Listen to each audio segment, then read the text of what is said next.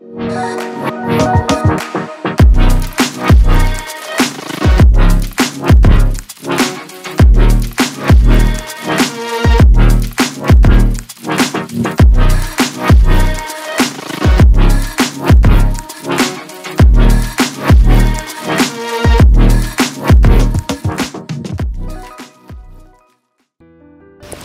Sobat Arsip, Assalamualaikum. Hari ini bersama Arina di Wisata Kearsipan menelusuri memori kolektif bangsa. Nah, di edisi Wisata Kearsipan kali ini, Arina sudah berada di salah satu objek wisata nih ya, peninggalan tsunami yang berada di Desa Gurah, Kecamatan Pekanbadak di Aceh Besar. Nah, memang wilayah Desa Gurah ini dahulu di tahun 2004 menjadi salah satu desa yang dampaknya sangat besar karena tsunami, dan karena memang wilayah di sini itu dekat banget sama pesisir pantai. Dan tapi ketika Arina masih datang ke sini, menariknya Arina langsung disuguhi dengan pemandangan pegunungan di belakang sana yang sangat indah.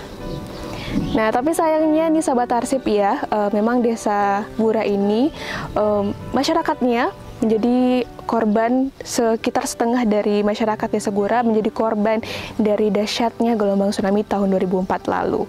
Tapi berita dan kisah tersebut terbukti nih dengan keberadaan salah satu atau kubah masjid yang ada di belakang Arina pada saat ini. Nah, kubah masjid ini sering sekali atau biasanya orang-orang bilangnya adalah Masjid Al-Tsunami.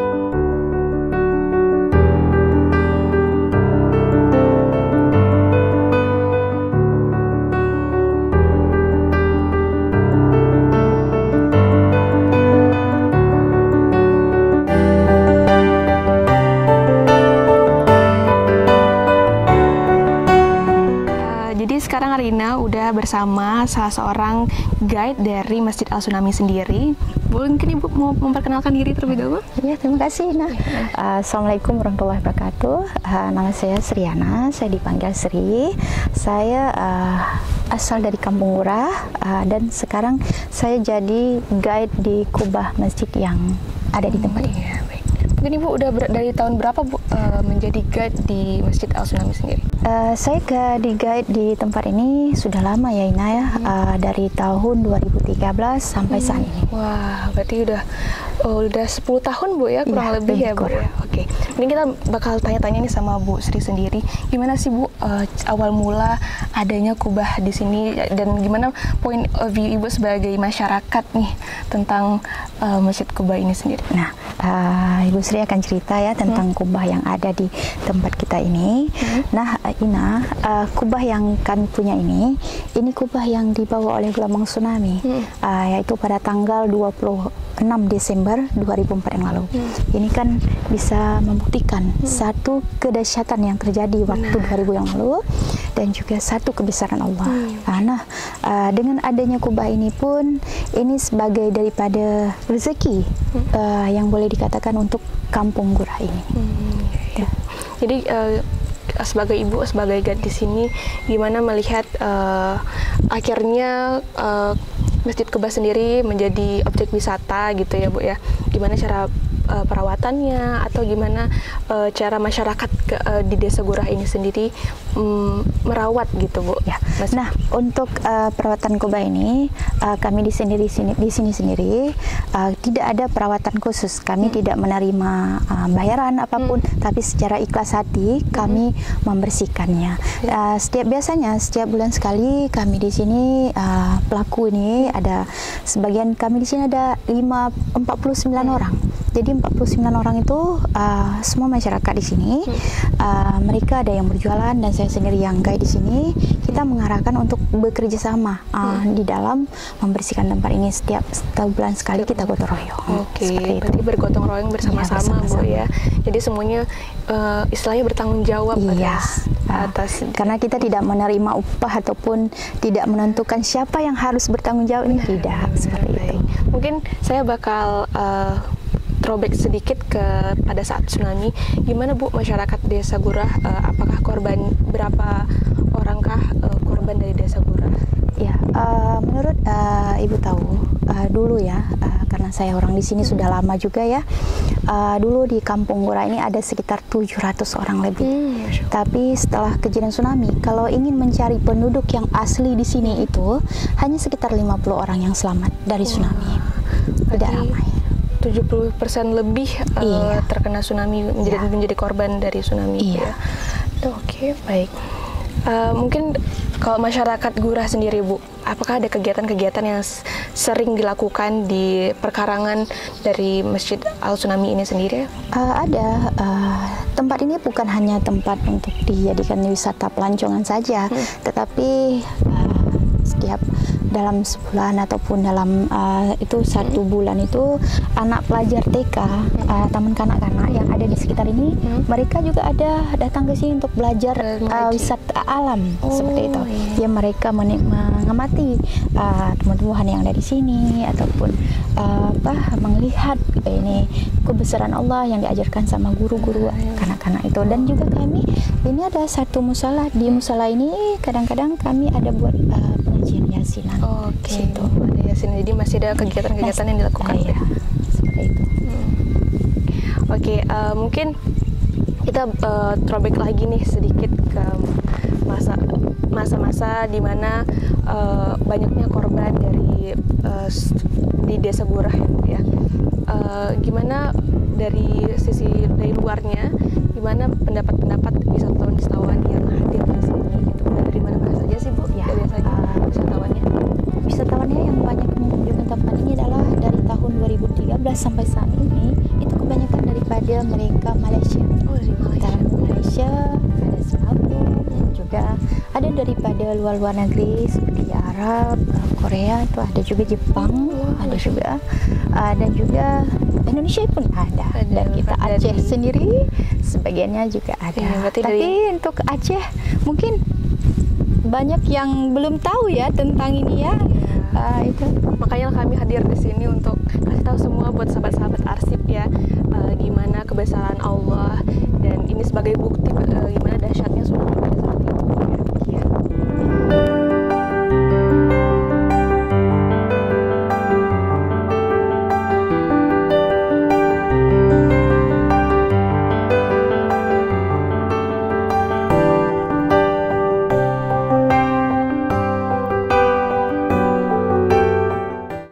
Kabarnya Ibu dulu kan di sekitaran sini dulunya sawah-sawah ya Bu ya. Iya. Jadi Kuba ini tercampakkan 3 km di tengah-tengah sawah gitu iya, Bu ya. Betul. Gimana akhirnya bisa jadi dan dibangun prasarana gitu ya Bu, sampai akhirnya dibuat komplek gitu, komplek dari Kuba sendiri. Nah, ini kan dulunya memang seperti Ina katakan tadi sawah. Tahun 2017 kita ada mengajukan ke pemerintah, terutama ke Dinas Pariwisata Aceh ya.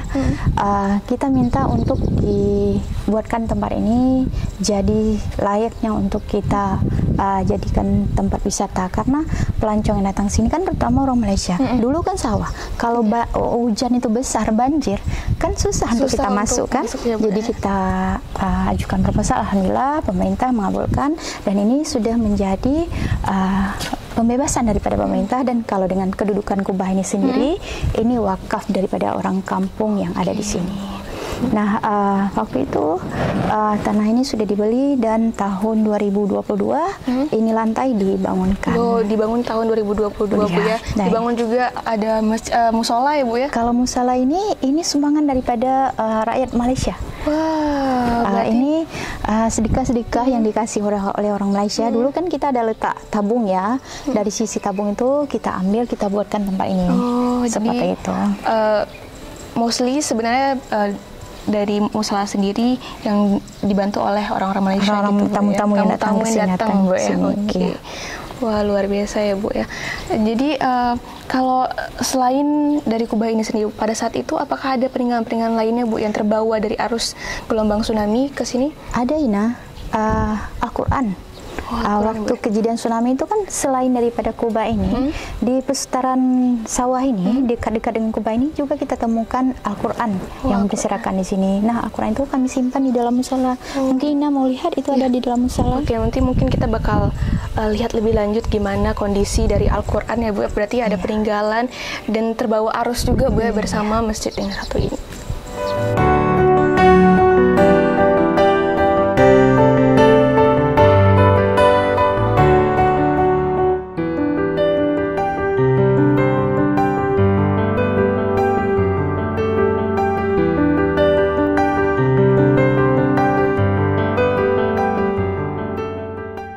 Al-Qurannya Ina yang selamat.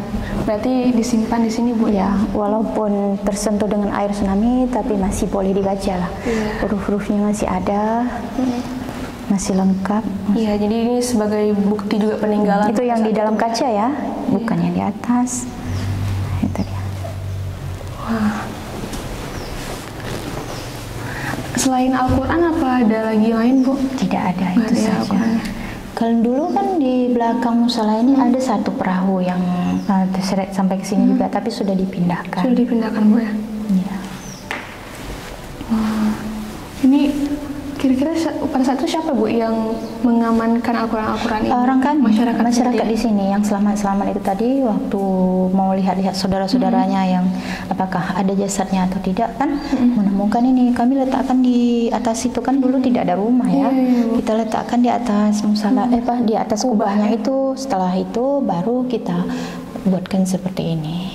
Oh iya. Jadi juga ini sebagai salah satu bukti bahwa disimpan dengan baik dan menjadi arsip juga kemudian hari.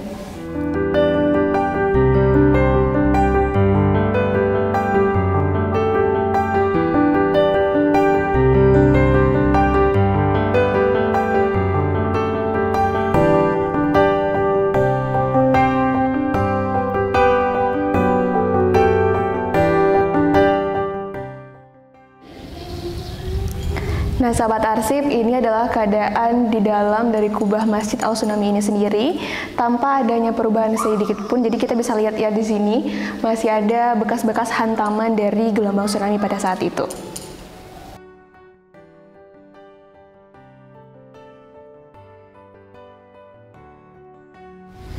Nah, sahabat arsip mungkin bertanya-tanya kenapa sih tiba-tiba kubah masjid yang satu ini bisa hadir di sini dan bahkan dulunya berada di pertengahan antara sawah-sawah.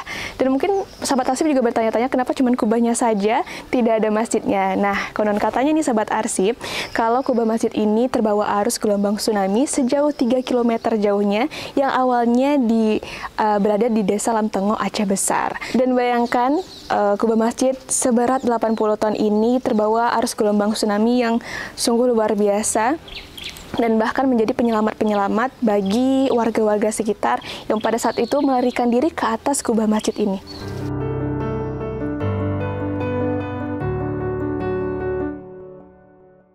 Nah, kita sekarang udah berada di depan pekarangan dari Masjid Kubah sendiri ya, dan kita bisa lihat di sini ada beberapa fasilitas untuk orang pedagang Bu ya.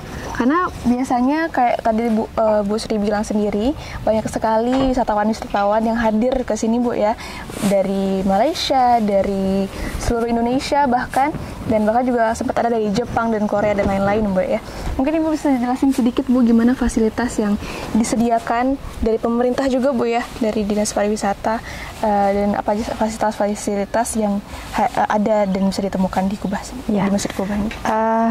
Fasilitas yang ditemukan di sini seperti Ina lihat ya, tempat kami ada kios-kios ya, kios-kios sederhana. Ini pedagang kampung yang berjualan. Kita di sini ada 49 orang semuanya. Di sini menjualkan souvenir-souvenir Aceh yang bermotif Aceh terutamanya ya. Nah, kalau dengan fasilitas lainnya, kami di sini kan kedatangan tamu banyaknya ada orang Malaysia. Nah, orang Malaysia itu kadang-kadang dia datang ke sini naik bus. Busnya berhenti di depan sana. Setelah itu orang kampung yang 49 orang tadi itu semua ada sepeda motor seperti ini menyewakan. Menyewakan kepada tamu tadi hanya membayar 15.000 atau RM5 saja. Berarti di sini bisa menerima ringgit ya Bu ya? Bisa, kita kembali menukarkan di pasar nanti. Gitu. Kalau mereka tidak cukup dengan uang rupiahnya, kadang-kadang kan sudah habis uangnya kan, kita bisa bagikan saja orang-orang ringgit. Berarti, tapi kita tidak transaksinya di sini, cuma kita tukarnya ke pasar saja. Berarti itu juga dengan adanya Masjid Al Tsunami ini atau Masjid Kubah ini melestarikan atau menyejahterakan juga masyarakat-masyarakat di kampung desa sini Bu ya? Iya. Iya, alhamdulillah. Ini ya Bu, jadi ada souvenir-souvenir dari Aceh juga Bu ya. Tapi hari ini karena kita datangnya di bulan Ramadan, jadi belum ramai Bu ya. Biasanya apa nih Bu ya? Nah, atau memang ada season-seasonnya, ada musim-musimnya lagi ramai? Ya, biasanya ada itu dia. Biasanya musim cuti sekolah mereka ataupun di akhir tahun. Di akhir tahun, Bu, bulan 12 nanti banyak tamu Malaysia yang datang ke sini dan juga mereka malah ada sebagiannya yang makan di sini nanti masuk ke rumah masyarakat, buka catering, habis itu makan di sini. Mereka bisa merasakan masakan khas Aceh Bu ya, langsung dari rumah-rumah masyarakat Aceh sendiri ya. Nah, seperti ini souvenir yang dijual Ina. Ini kan produk kita punya orang Aceh ya. Buat sendiri Bu ya. Ya, di punya orang Aceh yang dulu dipakai ya. Seperti inilah. Ada juga pin. Bu, ya? Iya. Izinnya Bu. Iya, ada pin seperti ini. Ini ada situs-situs tsunami. Ya. Dan juga ada kain-kain Aceh. Seperti itu. Ya, itu batik yang bermotif Aceh. Ini sangat menarik Bu bagi wisatawan ya. Seperti itu.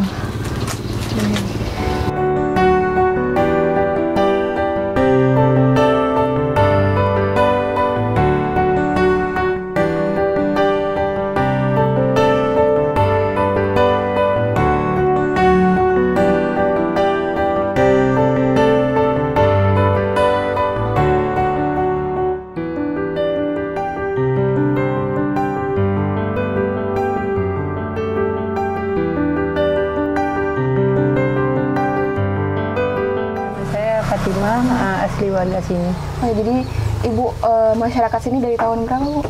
Dari sejak lahir. Dari lahir Bu ya. Berarti warga sini. Memang dari orang tua juga di sini Bu ya, sampai berkeluarga juga di sini Bu. Iya. Jadi melihat dulu di tahun 2004 terjadi tsunami Bu. Waktu itu Ibu berada di mana? Waktu itu di Jakarta, nggak ada di sini, nggak ada di kampung. Tapi gimana jadi keluarga-keluarga masih di sini tapi Bu? Kalau keluarga kan asli di sini semua, jadi nggak ada yang selamat. Yang asli di sini nggak ada yang selamat. Ada yang di luar, yang di Sabang, macam kakak tuh ada selamat. Tapi yang di sini di Gura tuh nggak ada. Jadi orang tua juga Bu ya.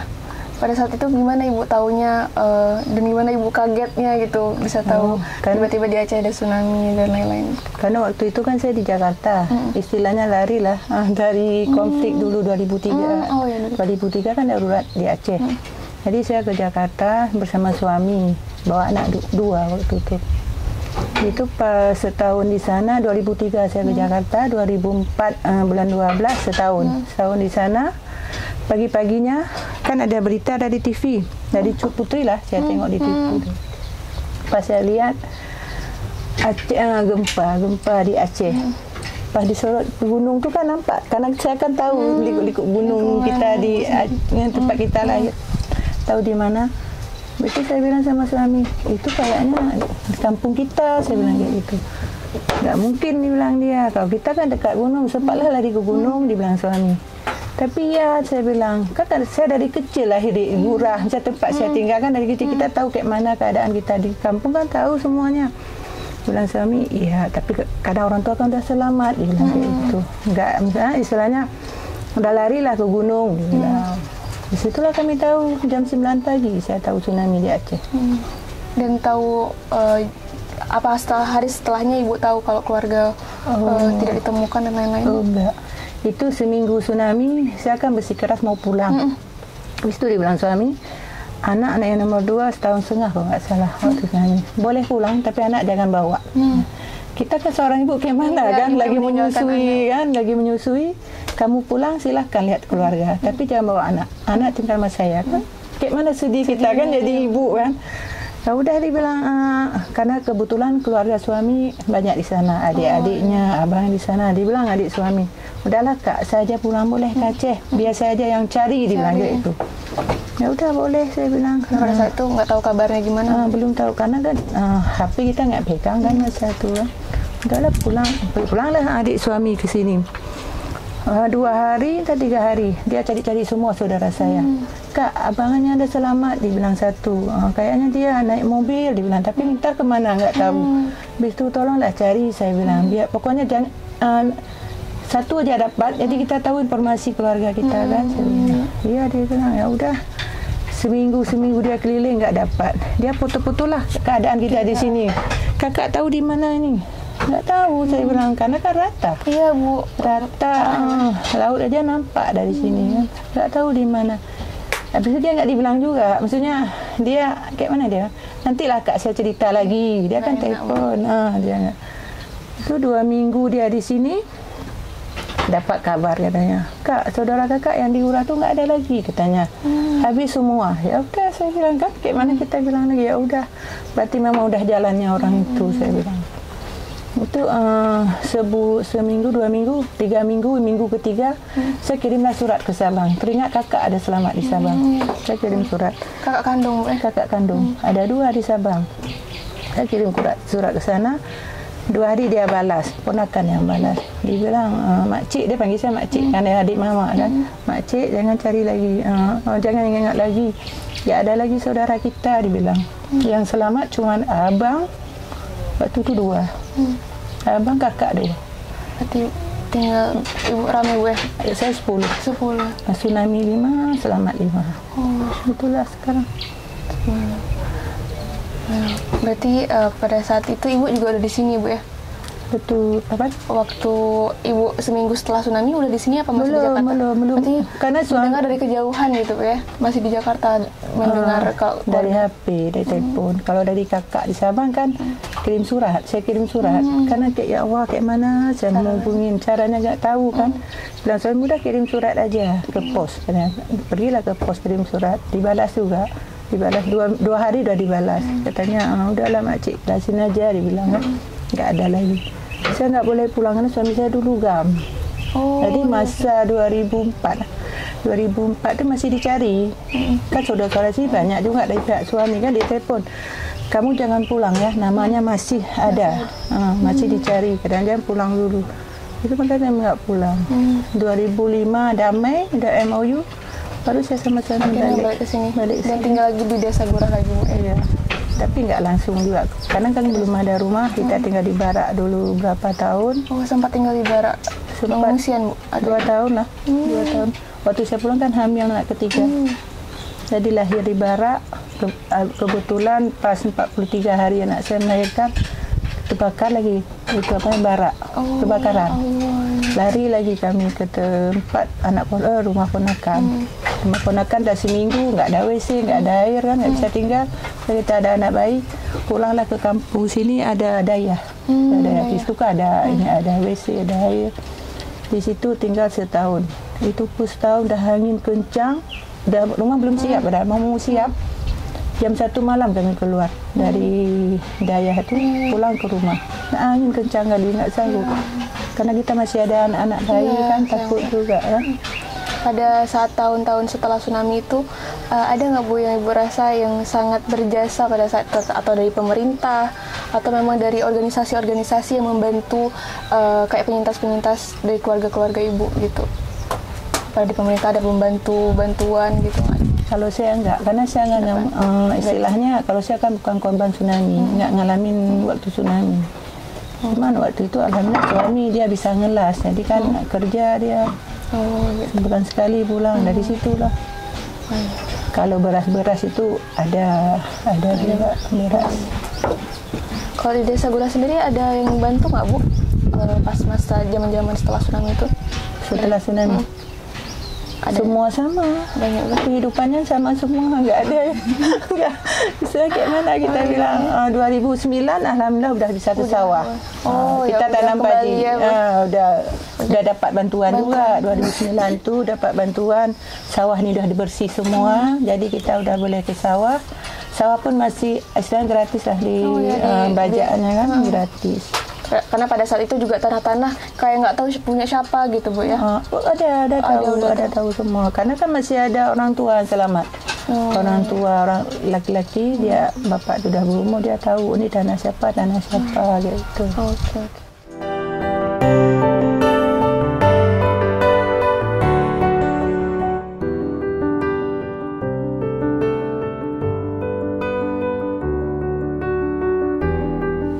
Nah, sahabat arsip, dari penelusuran hari ini Aina banyak belajar kalau tidak ada yang mustahil jika Tuhan berkehendak. Dan mungkin ini wisata ke Kubah Masjid Al-Tsunami ini bisa menjadi opsi bagi sahabat arsip semuanya yang ingin berwisata religi. So, Aina Masya pamit, sampai jumpa di wisata kearsipan selanjutnya. Bye-bye!